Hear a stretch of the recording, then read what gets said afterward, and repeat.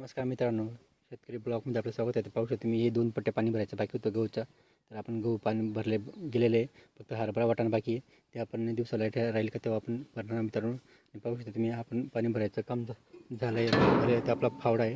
हा फावडा आपण घेऊन आलो तिकडनं आणि आता फावडा ही पेटी आपली, त्याच्यात आपल्याला लागणारं साहित्य पिकं आपण ठेवलेलं आहे.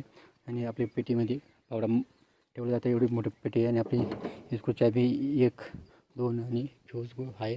फ्यूज गेला तर आपण फ्यूज वगैरे टाकू शकतो. आपलं पूर्ण सामान इथं ठेवलेलं आहे. कामाचा मित्र पाहू शकतो तुम्ही. आपली ही मोटर हा चालू बंद करायचा आहे. ऑटो शूज खराब झाला आहे तर नवीन टाकायचं मित्रांनो. आपण आता आपली विहीर बघूया. तर मित्रांनो आपली विहीर तुम्ही पाहू शकता. अशा पद्धतीने आपली विहीर आहे आणि खोली पाहू शकता तुम्ही. एवढी खोली आहे मित्रांनो, पाहू शकता तुम्ही.